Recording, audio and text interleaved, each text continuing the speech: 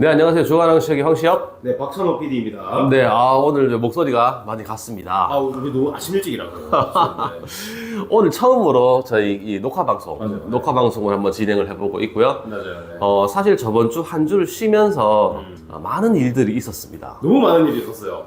어땠습니까, 저번 주 한 주는? 아니, 이거 솔직히 한 주가 이게 하루하루마다 자꾸 달라져요. 자꾸 뭐 대통령께서 계엄을 선포하시고, 근데 계엄 선포한 지 6시간 만에 해제되고, 그리고 또 이제 막 그것 때문에 탄핵이 소추안이 올라왔는데 한 번 막혔고, 막혔는데 또 갑자기 또 탄핵하겠다고 하고, 원내대표 선출되고, 조국 깜빵 가고,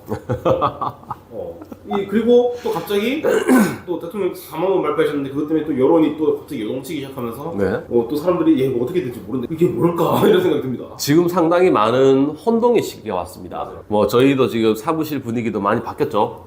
네, 새로운 사무실도 왔는데 사실 제가 그날 저녁까지 서울에 있었습니다. 국회에서 일을 잠깐 보고 있는데 아무런 전조사항이 없었어요. 그래서 서울역으로 와서 기차를 타고 내려오니까 잠깐 잤겠죠. 한 2시간 정도 그렇죠. 되니까 이게 계엄이 터졌다. 근데 우리가 가지고 있는 계엄이 뭐냐? 총 든 군인들이 이제 통제하는 겁니다. 국가를요. 이게 거기서부터 힘들었던 겁니다. 그래서 지금 이제 윤석열 대통령이 계엄 사태가 터지고 이게 뭐 위헌이냐? 이야기가 많고 그러면서 이제 더더욱이나 지금 한동훈 대표하고의 윤석열 대통령과의 사이가 더 많이 벌어진 느낌이 듭니다. 맞아요. 이게 제가 솔직히 이거는 소신 발언인데 방송에서 보는 한동훈 우리 대표의 모습은 진짜 멋있어 보여요. 그렇죠. 정말 멋있어 보이고 진짜 사실은 피해자 같고 오히려 유통에 대한 피해자 같고 오히려 좀 소신 발언하는 것 같고 멋있어 보이는데 자꾸 사람들이 배신자라고 하거든요. 네. 그런데 저도 제 나름대로 좀 취재를 해본 결과 저분 평소에 말하는 거랑 이런 것들이 굉장히 험하다. 단어 쓰는 게 좀 험하다. 굉장히 험하시다. 욕도 좀 잘하시고. 근데 원래 검사들 특징이 욕 잘한다 하더라고요. 어쩔 수 없죠. 이게 직업적인 게 있어요. 네, 그러다 보니까 그래서 좀 그런 게 있는데 이 평상시에 이 윤통을 대하는 자세, 모습 이런 것들이 배신자라고 말할 수밖에 없는 그런 행태를 띄운다라는 거를 취재를 했습니다. 그러면 아니 땐 굴뚝에 연기가 나는 것은 아니었다. 그렇죠. 그래서 이분이 잘하면은 평상시에 우리 카메라 앞에 보이지 않는 행동들로 인해서 대표직에서 내려올 수도 있을 것 같고. 그러면 이번에 최고위원 4명이 이제 그만둔다는 얘기네요. 이거는 뭐 잘 모르는 일이죠. 대선을 나오기 위해서 나온다 하더라도 어쨌든 간에 대표직은 그만두는 건 맞잖아요. 대선 나가야 되니까. 그렇죠. 근데 그런 생각이 들어요. 그러면은 누군가가 당대표 대행을 할 텐데 그럼 그 사람이 한동훈을 제명하면 어떡하지? 그럴 수가 있죠. 한동훈 대표의 지지율이 별로 안 높아요. 7%대 갑니다 이제. 별로 안 높아요. 오히려 오 시장이랑 홍 시장이 더 높아요. 김문수 안 보이던데? 김문수 장관은 지금 장관님은 어떻게 보면 임명직이잖아요. 네네. 임명직이다 보니까 뭐 지금 스스로 나서서 움직일 수가 없다. 근데 아직 우리 뭐 100세 시대인데. 아직까지 턱걸이가 가능하신 분입니다. 바이든 보십시오, 바이든. 그렇죠. 바이든은 대한민국 모든 계엄을 다 봤다고 하잖아요. 사실상 지금 미국이랑 또 되게 중요한 위치가 있는데요. 맞아요. 민주당에서 원자력 발전에 관한 예산을 삭감시켰습니다. 아무래도 삭감 내용을 봤습니다. 동해 시추 그거 진짜 대통령의 회심의 일격이었는데 날려버렸죠. 그래서 지금 배가 떴는데 배가 지금 이도저도 못하는 상황이래요. 아무것도 못합니다. 그리고 또 다양한 예산들이 있는데 그 체코 원전 수주하는 그 원자력 발전소에 대한 예산 삭감을 해버려서 지금 난리 진짜 심각해졌죠 이거요. 그러니까 어떻게 할지도 못하는 거지. 어떻게 보면은 윤통이 할 수 있는 업적 중 거의 몇 안 되는 큰 업적인데 그렇죠. 그거를 날려버린 거니까. 사실상 원래 원자력 발전소라는 게 이제 미국이 원자력 발전소를 원해요. 그래서 제가 이거랑 겹붙여서 말씀을 드렸던 게 코인이라든지 이런 걸 말씀을 드렸었는데 지금 저희가 보니까 이 모든 예산들을 삭감을 다 시켰어. 그냥 윤통이 이번에 계엄할 때 이야기했던 게 뭐냐면 아니 이 일을 할 수 있게 해줘야 되는 거 아니냐. 이게 너희가 지금 국회에서 해야 되는 사법, 입법부의 권한이 국회는 다 입법부거든요. 개개인이 300명의 입법인데 입법부가 지금 정부가 일을 못하게 만들고 있다. 그래서 나는 계엄령을 발동을 했다라고 이야기를 하고 있는 겁니다. 입장은 이해가 돼요.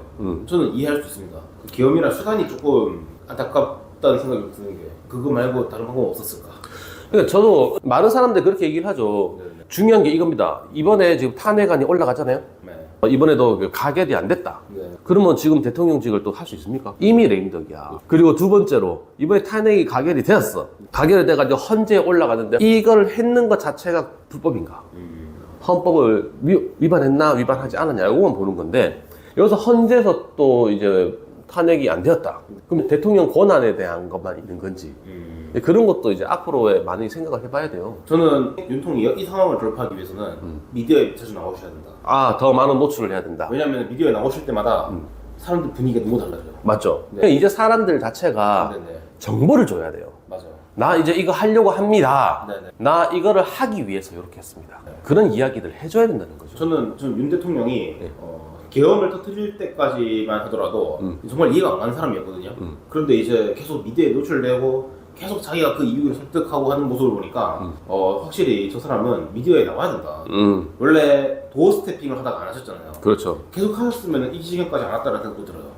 계속 이제 국민과 대중들에게 맞아요. 자신의 위치를 알려주고 네. 현재 우리가 대통령에 관한 권한이나 이런 것도 계속 알려주면서 그래서 지금 좀 안타까운 게 네. 현재 모든 미디어에서 선관위를 타겟으로 이야기를 하고 있어요. 그렇습니다. 대통령이 그것을 포커싱을 잡고 있는 게 아니야. 네네. 미디어에서 가십거리로 선관위 때문에 계엄을 했다 이게 이제 끌고 가고 있단 말이야. 그게 아니거든. 네. 선관위는 그냥 그거 중에 하나의 이유일 뿐이에요. 사실 근데 우리가 이거 오늘 주제가 이건 맞는지 모르겠지만 이상한 점은 사실 있죠, 선관위에. 선관위 많죠. 윤통께서 원래는 10몇 프로 차이로 이기게 되는 건데 이거밖에 차이가 안 나서 이긴 것도 이상하다라고 하신 게 있거든요. 있어요. 근데 저도 그게 이해가 되는 게 실제로 수개표 했을 때 사전투표 빼고 본투표는 10몇 프로 차이 났답니다. 아, 본투표에서 그건 맞답니다.